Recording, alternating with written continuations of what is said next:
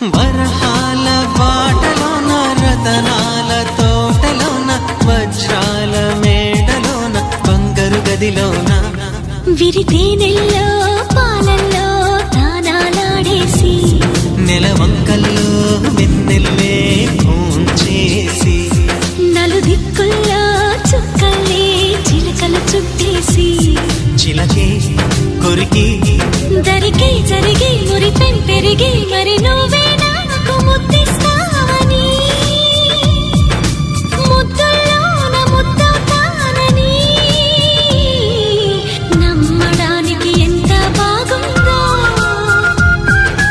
నమ్మడానికి ఎంత బాగుందో